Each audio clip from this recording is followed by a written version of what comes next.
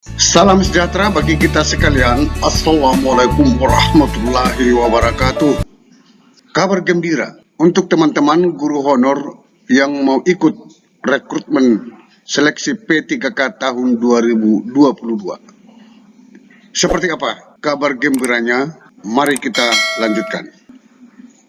Kabar gembiranya adalah kebijakan Kemenpan RB terkait rekrutmen P3K tahun 2022. Adapun kebijakan Kemenpan RB, yang pertama, menentukan formasi nasional. Tahun 2021, pemerintah pusat menunggu formasi dari semua daerah, kabupaten, kota, provinsi. Sehingga formasi yang diusulkan oleh pemerintah daerah selalu kurang, terlalu sedikit dibandingkan dengan kebutuhan nasional. Maka Kemenpan RB memberikan wewenang kepada Kemdikbudristek untuk menentukan formasi nasional. Seandainya diusulkan oleh pemerintah daerah, contohnya 200 formasi, apabila Kemdikbud melihat bahwa kebutuhan daerah tersebut adalah 500 formasi, maka akan ditentukan ke daerah tersebut 500 formasi.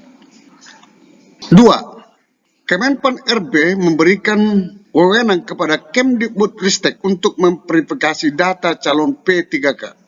Rencana daripada pusat bahwa rekrutmen P3K tahun 2022 ini untuk guru honorer berpengalaman 3 tahun ke atas akan beda seleksinya dengan yang tidak berpengalaman.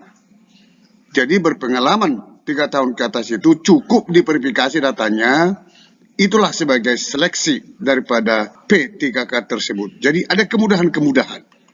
Ketiga, penempatan guru honorer P3K seluruh Indonesia diatur oleh Kemdikbudristek.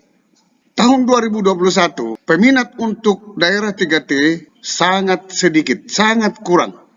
Sehingga untuk mengatasi hal tersebut, maka penempatan P3K ke daerah-daerah 3T akan ditentukan oleh Kemdikbudristek. Inilah kemudahan-kemudahan. Sehingga nanti teman-teman dari daerah apa saja pun bisa melamar ke daerah 3T. Untuk kejelasannya, mari kita dengarkan penjelasan Deputi Bidang SDM Aparatur Kemenpan RB, Bapak Dr. Insinyur Alex Denny MM. Beliau menjelaskan pada saat RDP Panja GTK dan P3K dengan Kemdikbudristek pada tanggal 11 April 2022 di ruang sidang Komisi 10 DPR RI, Senayan, Jakarta. Mari kita dengarkan. Jadi dengan proses yang kita lakukan selama ini, di mana formasi diusulkan oleh Pemda, kita merasa selalu saja kurang dari kebutuhan secara nasional.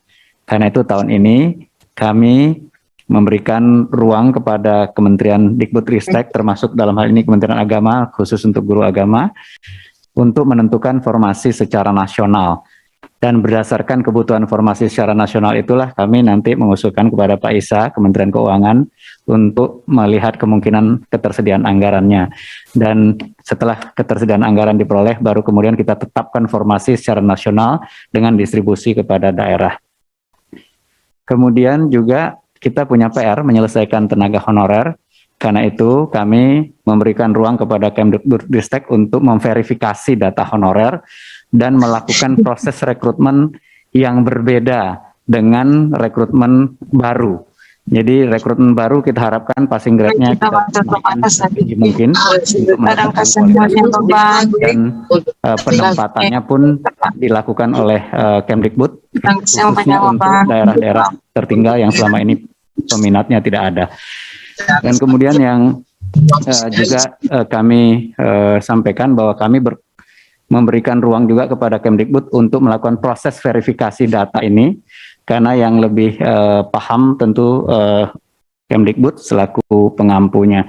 Sehingga kami betul-betul menyiapkan kebijakan yang sangat suportif terhadap penyelesaian kebutuhan guru dan penyelesaian masalah honorer, karena 2023 diharapkan masalah honorer ini akan selesai.